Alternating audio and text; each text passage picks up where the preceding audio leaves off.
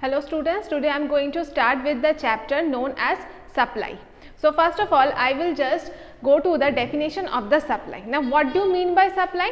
Now supply of a commodity basically refers to the quantity of a commodity which any individual farm or any individual industry are willing to produce and offer for sale at a particular price during a particular period of time. So this is basically known as the definition of supply. Now there are mainly three things which you actually need to note about supply. Now the first thing which you need to note is that supply is a desired quantity. And what is desired quantity?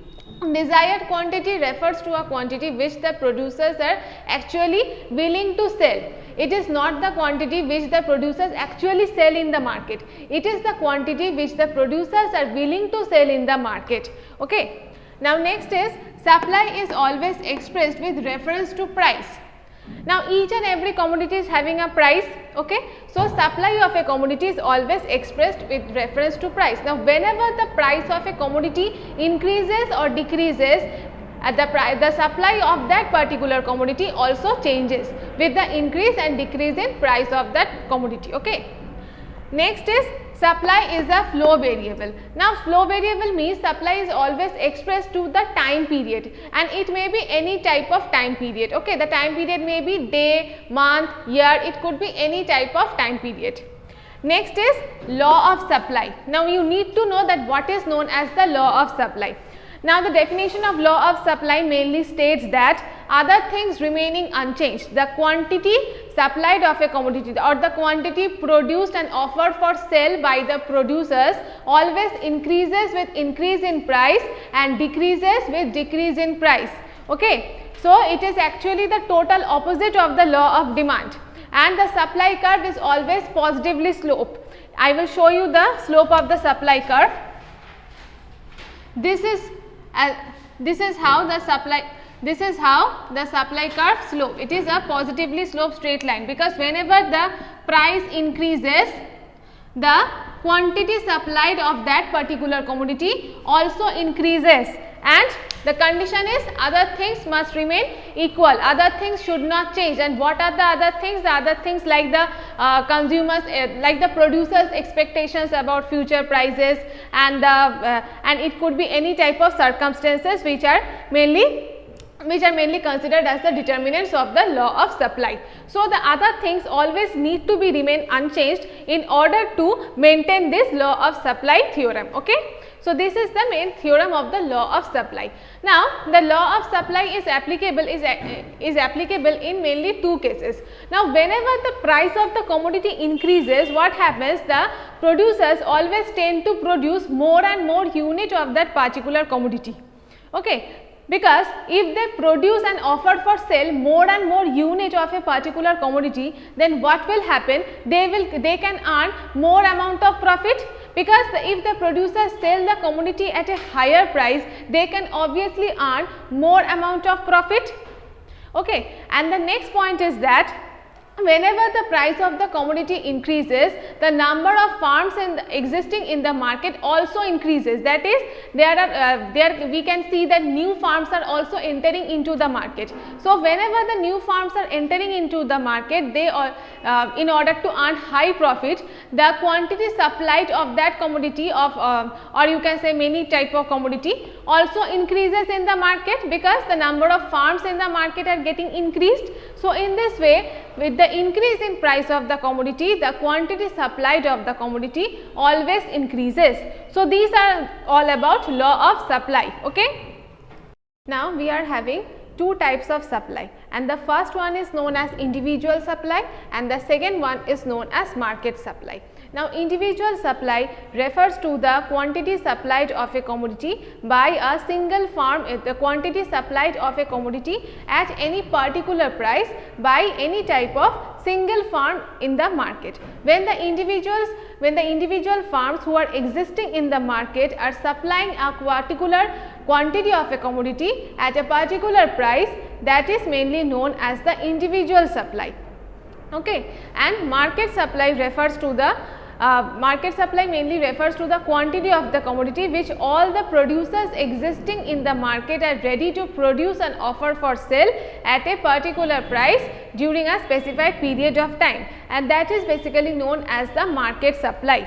Okay. Now, we are having supply schedule and the supply curves. Okay. And supply schedule refers to the quantity supplied of a commodity at a particular price. Now, we are having the individual supply schedules. So, the first one is known as the individual supply schedule, and here I have taken two farms, that is farm A and farm B, and I have just taken the supply schedule and the supply curves of the two farms, that is farm A and farm B. Now, it is known as the supply schedule. Here you can see that the price are mainly given and the rate of supply, that is the quantity supplied by farm A is given. So, this is basically known as supply schedule of farm A. Now, you can see whenever the price is rupees 3, the quantity supplied by farm A is 10 units, and when the price is increasing from 3 to 4, the quantity supplied by farm A is also increasing from 10 to 15 units. According to the law of supply, whenever the price increases, the quantity supplied also increases. So, again when the price is increasing from 4 to 5, the quantity supplied is also increasing from 15 to 20 units. Again when the price is increasing from 5 to 6, the quantity supplied is also increasing. So, this is the supply schedule of farm A. Next, we have taken the supply schedule of farm B. So, you can see that when the price is 3, the quantity supplied by farm B is 15, which is more than farm A. Okay. Next, when the price is rupees 4, the quantity supplied is 20 units, which is also more than farm A. That means farm B is producing a greater quantity. Farm B is producing a very or selling the very greater quantity than farm A. Okay. So, again when the price is increasing from 4 to 5, the quantity supplied is also increasing. In this way, so these are the supply schedule of farm A and farm B. Now, next I have drawn this supply schedule into supply curves. Now, this is the supply curve of farm A. Okay. So, in the y axis I have taken price and in the x axis I have measured the quantity. So, you can see the supply curve is always an upward sloping straight line. So, the demand curve was actually a downward sloping line, and the supply curve is actually the opposite of the demand curve, it is upward sloping. Okay. Now, you can see that when the price is rupees 3, the quantity supplied by farm A is 10 units. Next is when the price is increasing from 3 to 4 units, the quantity supplied by farm A is also increasing from 10 to 15 units, and the supply curve is also in this way sloping upward. So, whenever the price is increasing, the quantity supplied in this way also increasing. So, in this way what is happening, the supply curve is sloping upward. So, this is the basic slope of the supply curve. Whenever the price increases, the quantity supplied also increases. Next is, this is the supply curve of farm B. So, you can see that when the price is rupees 3, the quantity supplied by farm B, which is given as 15, it is given as I have drawn this 15 over here. Next is when the price is rupees 4, quantity supplied by farm B is 20 units. When price is rupees 5, the quantity supplied by farm B is 25. So, in this way when the price is increasing, the quantity supplied by farm B is also increasing. Okay, so, you can see that the quantity supplied by both the farms are basically different at the same price level. The price level are same, but the quantity supplied by the two different farms are different. Okay. So, I have just considered the two farms, but there are several farms in the market. Now, all this, if we take the aggregate of all the several farms who are existing in the market, then we will get the market supply. Okay. Now, in the market supply, this is actually known as the market supply schedule. That is, at a particular price level, the quantity supplied at a particular price level, and the quantity supplied by all the farms existing in the market at the particular price level are basically known as the market supply. Now, you can see in this supply schedule, when the price is rupees 3, the quantity supplied is 25, and why it is 25? Because it is the summation of 10 and 15. In this case, I have just for the simplicity, I have just taken the example of two farms, that is farm A and farm B. So, it is the summation of the 10 and 15. So, in this way we are getting 25 unit which is being supplied at rupees 3. And when the price is increasing from rupees 3 to rupees 4, the quantity supplied is 35, and it is the summation of this 15 and 20. In this way we are getting 35. Okay. Next, when the price is increasing from 4 to 5, we are having the quantity supplied as 45, which is 20 plus 25. So, in this way it is the market supply schedule is the summation of all the individual supply all the individual farms who are existing in the market. So, this is basically known as the market supply. Now, this market supply I have just plotted in this graph. So, you can see when the price is 3, the quantity supplied is 25, which is given over here, and when the price is increasing from 3 to 4, the quantity supplied is also increasing. When the price is rupees 5, the quantity supplied is 45 unit. So, in this way this is the market supply curve which is represented by SM. So, when the price is increasing, the quantity supplied is also increasing in the market. There are certain exceptions also to the law of supply, and the exception means that where the law of supply is actually not applicable, that is the supply curve is not upward rising in this case. And the first exception is known as the vertical supply curve, that is the supply curve is sloping vertically. This is the actual slope of the supply curve, but in this case the supply curve is actually sloping vertically.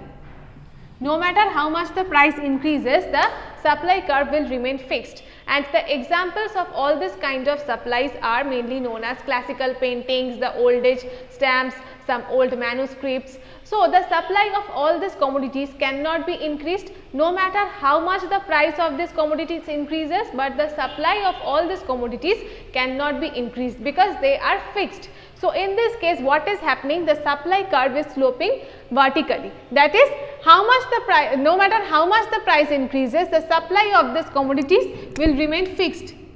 It is the fixed point, that is after this point the supply of these commodities cannot be increased, because the supply of all these commodities are actually fixed. It cannot be increased no matter how much the price increases. Okay. So, in this case it is actually the exception of law of supply, and it is known as the vertical supply curve. Now, our second example is backward bending supply curve, that is the supply curve is bending backward.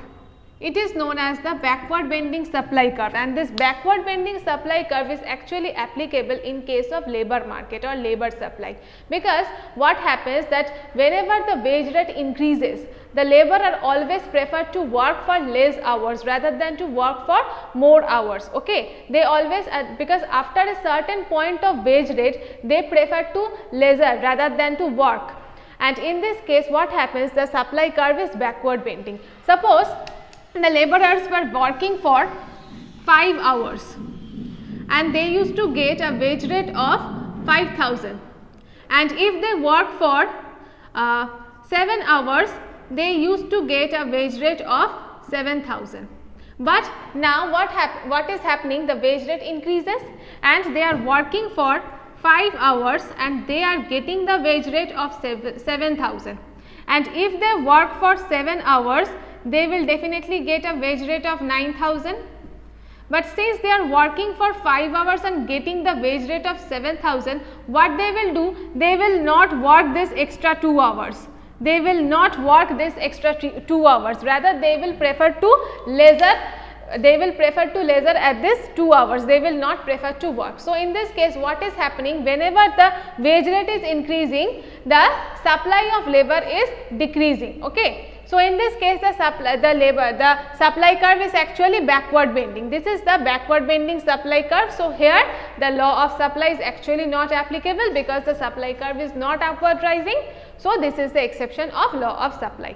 Now, next is producers' expectations. Now, if the producers do expect that the prices can rise in future, so what they will do, they will not supply at current prices, they will store it for future in order to sell them at a higher price. in order to earn more profit. Okay. So, this is the producer's expectations.